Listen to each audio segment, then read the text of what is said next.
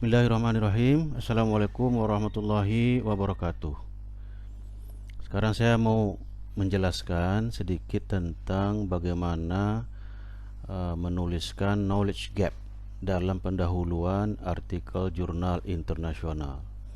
Jadi knowledge gap ini sangat penting ada di bagian pendahuluan, karena inilah yang menjadi rasional atau alasan utama sebuah penelitian dilakukan.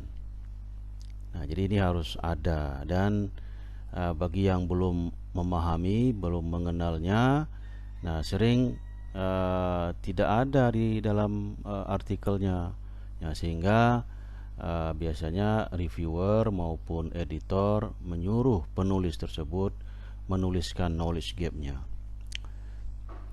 Semoga video ini berguna, bermanfaat. Saya Safnil Arsyad dari program Pasca Sarjana Pendidikan Bahasa Inggris, Fakultas Keguruan dan Ilmu Pendidikan, Universitas Bengkulu. Nah, jadi di sini di bagian pendahuluan menurut Syekh Zad 2008, the significant purpose of the author in the introduction of research article is to convince the reader about the importance of the work to be presented. Jadi yang paling penting dalam pendahuluan itu adalah meyakinkan pembaca bahwa penelitian yang telah kita lakukan, ya, karena ini berupa artikel, itu penelitian yang penting.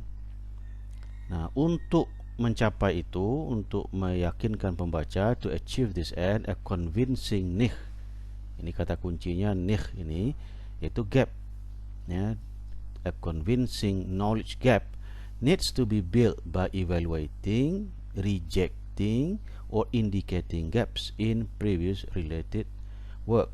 Jadi cara menyatakan niche atau membangun niche itu, keyakinan pembaca, kita harus mengevaluasi, evaluating, atau rejecting, ya, tidak sependapat atau menolak hasil penelitian terdahulu, ataupun menunjukkan kelemahan, keterbatasan, atau kekurangan. Nah, jadi itulah yang disebut dengan niche, establishing the niche in the research article introduction. Nah, ini sesuai dengan pola, ya, Cars-Swales, bahwa niche-nya itu ada di move 2. Establishing a niche itu ada di move 2, ya. Ini menurut model Cars 1990. Swales merinci ada 4 alasan sebuah penelitian dilakukan. Yang pertama, mengcounter, ya, membantah hasil penelitian terdahulu, ya, ini mungkin yang paling susah, ya, paling berat, makanya ditaruh di paling atas. Yang kedua, ini indicating a gap, menunjukkan celah tadi, ya, gap, knowledge gap. Yang ketiga, question raising, ya, menunjukkan ada pertanyaan yang belum terjawab. Yang keempat, continuing a tradition, jadi tidak berdasarkan knowledge gap, tapi ini melanjutkan kebiasaan, ya, penelitian terdahulu, ya, yang secara periodik, misalnya sekali 10 tahun ini perlu diteliti, ya, sehingga tidak ada knowledge gap, maka penelitian ini harus dilakukan. Nah, itu 4 model. Namun pada model 2004, ya, Cars dari Swales 2004, jadi tidak lagi rinci menjadi 4, ya. Swales menyadari bahwa sebuah penelitian, ya, bisa dilakukan tidak berdasarkan knowledge gap, tapi hanya sekedar menambah pengetahuan, ya. Artinya, ya, juga ada keterbatasan dari penelitian terdahulu. Jadi mungkin di dalam bidang-bidang ilmu tertentu tidak perlu dinyatakan knowledge gap, ya, seperti di bidang engineering misalnya, ya, walaupun tidak ada kelemahan dalam produk yang lama, tapi karena inovasi itu harus dilakukan terus, maka perlu dilakukan penelitian agar ya produk tertentu bisa meningkat, ya, kualitasnya bisa lebih baik, ya, tanpa mengindikasikan adanya knowledge gap. Tapi di bidang ilmu sosial umumnya ada knowledge gap, ya, pada bagian pendahuluan artikel tersebut, karena knowledge gap itulah yang dijadikan dasar utama sebuah penelitian dilakukan. Dan knowledge gap itu, ya, atau MOVE 2 establishing a niche itu berupa hasil dari kajian terhadap penelitian-penelitian yang sudah dilakukan sebelumnya. Tanpa itu kita tidak bisa menyajikan atau menunjukkan knowledge gap. Nanti kita lihat beberapa contoh, ya, hasil dari kajian evaluatif terhadap penelitian-penelitian terdahulu, ya, yang disebut dengan literature review, barulah muncul kalimat knowledge gap. Apa itu knowledge gap? Nah, ini menurut Lindeberg 2004. Ini di dalam model SCAS, ya. In the CAS model, move 2 is the key move, as it is the hinge that connects move 1 to move 3. Ya, what has been done to what the present research is about, ya. Jadi apa yang sudah diteliti orang dan apalagi yang mau diteliti oleh penelitian yang ini, yang sedang atau yang sedang dilakukan atau yang sudah dilakukan. Knowledge gap itu berfungsi sebagai mini kritik, ya. It function as a mini critic and often consists of not more than one sentence. Jadi sering hanya terdiri atas satu kalimat saja, ya, knowledge gap itu. Tetapi tentu ada alasannya mengapa muncul mini kritik ini atau knowledge gap ini. By indicating a knowledge gap, the writer builds up a demand, ya, mengembangkan, memunculkan demand, tuntutan for the current contribution, ya. Dengan adanya knowledge gap itu kita berjanji bahwa kita akan memenuhinya, ya, menepatinya, ya. Essentially the gap represent an unresolved question. Pada utamanya gap itu adalah pertanyaan yang belum terjawab, that the current contribution seeks to solve. Dan itulah alasan mengapa suatu penelitian dilakukan, karena ada pertanyaan yang belum terjawab, ya. Jadi dalam penelitian itu kan kita mengajukan pertanyaan lalu menjawab pertanyaan. Nah, mengapa kita mengajukan pertanyaan? Karena adanya knowledge gap. Jadi pertanyaan penelitian didasarkan kepada knowledge gap. Ini beberapa contoh knowledge gap, ya, dan sering tidak muncul di awal paragraf, sering, ya. Jadi kalau dia muncul di awal paragraf, itu merupakan kelanjutan dari paragraf sebelumnya, tapi sering tidak muncul di awal paragraf. Nah, di sini munculnya di kalimat kedua dalam sebuah paragraf yang saya ambil dari Syekh Zat, ya. Langsung dia mengatakan, ya, unfortunately the available literature about CS, ya, is limited to the analysis of overall structure of the CS research article. Ya, dikutip di sini, ya, didukung dengan referensi and the generic evaluation of the introduction of a software engineering article. Jadi dengan menggunakan kata sambung, ya, unfortunately, atau kata hubung conjunction unfortunately, ya, penulis menunjukkan knowledge gap, ya, bahwa literatur tentang CS itu hanya terbatas pada overall structure, jadi struktur makro, ya, umum dari CS research article, ya, computer science, ya. CS itu computer science. Di artikel-artikel tentang computer science hanya menunjukkan struktur makro saja, ya.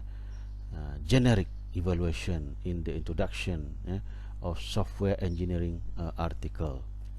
Nah, jadi tidak ada penelitian tentang struktur mikro ya. Jadi kalau dalam model Swears itu struktur makro itu move, struktur mikronya step ya, dan bisa lebih kecil lagi dari itu ya. Jadi ada lagi ya, bisa ada di bawah step ya. Jadi kalau makro itu move. Jadi ini knowledge gap dalam artikel ini ya,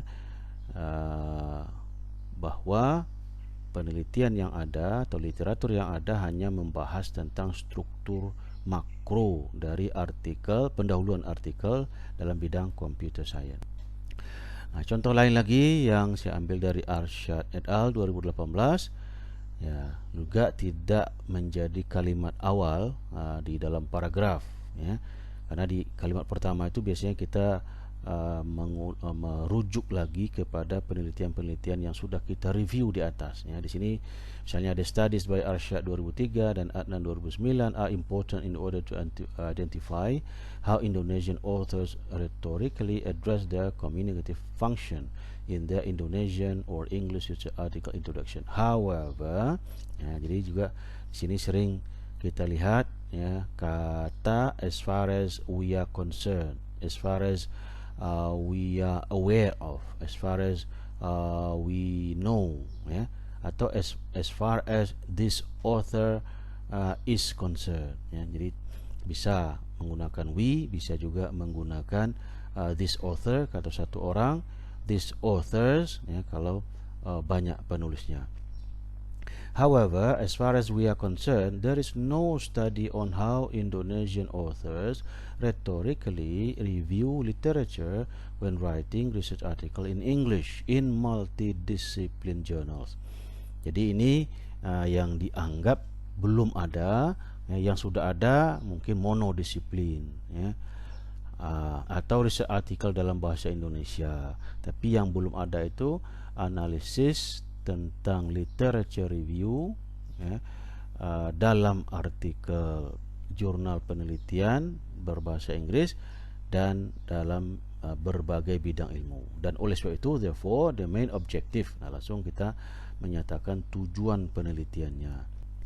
Contoh berikutnya saya ambil dari Al-Fajri 2020, juga kalimat mini kritik tidak muncul di kalimat pertama dalam sebuah paragraf ya. Penulis ini Al-Fajri juga merujuk lagi kepada penelitian atau referensi yang sudah ada ya.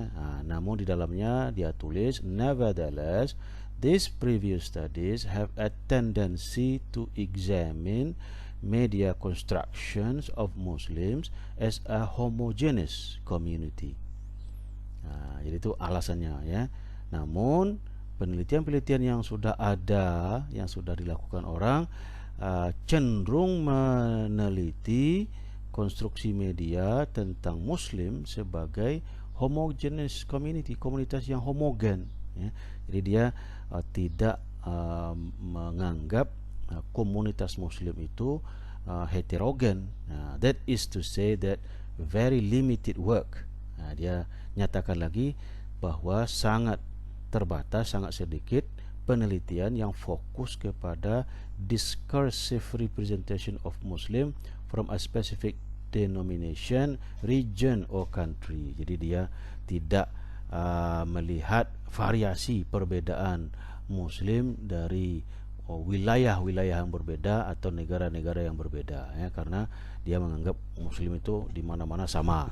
Nah, itulah kritik dia, mini kritik dia terhadap penelitian terdahulu. Dan oleh sebab itu ya, secara tidak langsung dia menyatakan penelitian ini perlu, yaitu dengan menganggap Muslim itu tidak homogen. Nah, kira-kira seperti itu yang tersirat ya. Karena penelitian ini tentang Muslims in Indonesia ya, misalnya Indonesia, which has the largest Muslim population, is often backgrounded ya, and Muslim countries which are foregrounded are those that are seen as dangerous and problematic, such as Afghanistan and Iraq ya. Jadi Muslim di Indonesia sering menjadi background ya, di belakang, sementara yang ke depan yang muncul itu adalah Muslim ya, seperti di Afghanistan dan Irak. Dan menurut Al-Fajri, ini tidak tepat ya, atau tidak benar yang menganggap Muslim itu di mana-mana sama, homogen, padahal itu mestinya heterogen. Berikutnya contoh mini critics atau gap, knowledge gap, saya ambil dari Sun dan Vespoor ya, 2020. Juga muncul di tengah paragraf ya. Jadi setelah dia mengulas kembali penelitian terdahulu, previous studies have tended dan seterusnya, lalu di tengah paragraf muncullah kalimat however findings concerning the relation between teacher qualification and child language attainment have been mixed.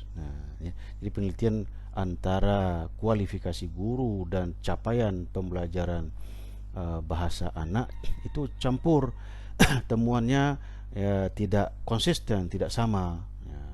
Lalu dia kutip di sini Conner et al 2005, Darling Hammond and Young 2002 dan Felenchuk et al 2017. Early and colleges ya, ini 2007 systematically reviewed 7 major studies in the US using teacher's degree to predict 4-year-old children's outcomes, controlling for children's previous vocabulary score and other demographic features found no relation between the teacher's highest degree and the children's respective vocabulary performance. Nah, itu kira-kira ya. Jadi ada penelitian yang menemukan ada korelasi atau hubungan antara kualifikasi guru dan capaian penguasaan vocab siswa ya, atau anak, dan ada yang tidak. Nah, itulah yang dia maksud dengan mix ya, mix results atau mix findings. Nah, jadi ini yang dia jadikan sebagai mini critics, bahwa penelitian terdahulu itu hasilnya tidak konsisten ya. Tidak semuanya mengatakan, ada yang menemukan adanya korelasi atau hubungan antara kualifikasi guru dengan capaian pembelajaran anak, dan ada yang tidak. Jadi ini yang kritik dia, dan inilah yang jadikan alasan untuk sebuah penelitian ya. Ini yang disebut dengan contoh berikutnya Michel et al 2019 ya.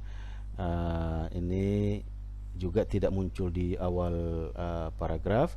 To the best of our knowledge, no earlier work has investigated young learners' performance on integrated tasks in relation to individual differences ya, in WM function. Jadi penulisnya mengatakan ya, sepengetahuan mereka belum ada penelitian terdahulu yang meneliti capaian pembelajaran young learners, anak-anak kecil, tentang integrated task ya, tugas yang terintegrasi, dan dalam hubungannya dengan perbedaan individu. Nah, ya. Jadi ini alasannya ya, melakukan penelitian karena belum ada sebelumnya. Nah, mini kritik seperti ini harus didasarkan pada kajian pustaka yang banyak ya, dan karena supaya tidak dianggap subjektif atau terlalu mudah menyimpulkan belum ada ya. Artinya kalau sudah ada sementara kita belum tahu, nah ini menjadi lemah ya, pernyataan atau klaim kita seperti ini menjadi lemah ya, karena ternyata sudah ada, cuma kita yang belum membaca. Jadi kita klaim seperti ini, mini kritik seperti ini agak beresiko. Nah, tapi penulis mengatakan to the best of our knowledge ya, sepengetahuan mereka ya. Jadi kalau ada yang dia tidak tahu, berarti itu tidak masuk ke dalam pengetahuannya. Artinya dengan kata to the best of our knowledge, dia membentengi ya, dirinya, ya, bahwa mungkin saja ada yang dia tidak tahu. Jadi ini berupa tindakan menyelamatkan muka, ya, face threatening act, to avoid face threatening, ya. Oke. Nah, ini penulis ini Sun dan Dang ini 2020 ini menyatakan 5 knowledge gap untuk mendukung penelitiannya sekaligusnya. Jadi knowledge gap ini kalau bisa lebih dari satu, ya lebih baik, ya. Tetapi tentu harus logis, ya, dan ada faktanya. Jadi ini penulis ini Sun dan Dang ini menyatakan 5 knowledge gap atau mini critics dari hasil evaluasi mereka terhadap penelitian-penelitian terdahulu, ya. Taken together, previous studies have provided useful information about the vocabulary in EFL textbooks. Nah, jadi ini penelitian-penelitian tentang vocab di buku ajar. Namun there are several areas that deserve attention. Namun ada beberapa topik atau fokus penelitian, area penelitian yang perlu mendapatkan perhatian lebih lanjut. Nah, apa itu? Yang pertama, none of the previous studies, jadi tak satu pun penelitian terdahulu yang meneliti examine textbook from all three perspective, dari 3 perspektif sekaligus, yaitu muatan vocabulary load, number of high frequency words occurring in the textbook, jumlah kata-kata high frequency, kata-kata yang sering dipakai, ya, di dalam textbook itu, dan repetitions of words in text, dan pengulangan munculnya kata-kata yang sama di dalam buku teks tersebut. Nah, ya, tidak ada yang dari penelitian yang dia review, tidak satu pun yang meneliti ketiga aspek ini, 3 perspektif ini, ya. Yang kedua, second, previous studies often relied solely on the analysis of textbook corpora. Jadi penelitian terdahulu itu sering hanya bertumpu berdasarkan analisa textbook, kecuali satu, ya, Nguyen 2020 examine the lexical demands of textbook in relation to the textbook users. Nah, ya, vocabulary knowledge, but he did not focus on each grade level. Jadi kebanyakan penelitian terdahulu itu hanya meneliti textbook, jadi tidak dikaitkan dengan variabel lain. Nah, kecuali Nguyen ini dia hubungkan dengan pengetahuan vocab, penguasaan vocab pengguna. Nah, namun ada lagi kelemahannya, yaitu tidak menyebutkan grade-nya. Pengguna tadi, pengguna textbook tadi, ya, misalnya siswa apakah SD atau SMP atau SMA, itu tidak diteliti oleh Nguyen ini. Jadi ini keterbatasan penelitian dia, walaupun dia sudah meneliti di luar textbook dan hubungnya dengan pengetahuan atau penguasaan vocab peneliti. Yang ketiga, kecuali Nguyen 2020, previous research used the 2000 word families, ya, from West 1953, yaitu GSL, ya, General Service List, to represent high frequency vocabulary. Nah, subsequent studies, ya, penelitian yang terakhir, yang akhir-akhir ini, Dang and Webb 2016 dan Dang et al 2020 have found that Nations 2012 BNC Coca-List better represent high frequency words than GSL. Jadi sebagian besar penelitian terdahulu menggunakan daftar kata-kata high frequency dari West 1953 atau GSL, ya, General Service List dari Michael West, ya, 1953, kecuali Nguyen, ya, yang lainnya menggunakan GSL. Nah, padahal menurut, ya, Dang and Webb, ya, Dang et al 2020 menyatakan bahwa daftar high frequency words dari Nation 2012 yang disebut dengan BNC, COCA list, itu lebih baik ya daripada daftar kata-kata yang dibuat, daftar kata high frequency yang dibuat oleh Michael West. Nah, jadi ini kritikannya lagi terhadap penelitian terdahulu. Kritikannya yang keempat, ya, previous research either examine the repetition of words from the second 1000 word level or low frequency words. It is also important to investigate the repetition of the first, second, and third 1000 word level, because the relative value of these words for EFL learners in terms of lexical coverage decreases significantly according to the frequency level. Sebagian besar penelitian terdahulu hanya melihat pengulangan penggunaan kata-kata second thousand, ya, kata-kata 1000 yang kedua, ya, second word thousand word level of or low frequency word. Jadi kata-kata yang 1000 sampai 2000 itu dianggap sudah menjadi low frequency words, ya. Kalau 1000 pertama itu dianggap high frequency word, ya, di penelitian terdahulu.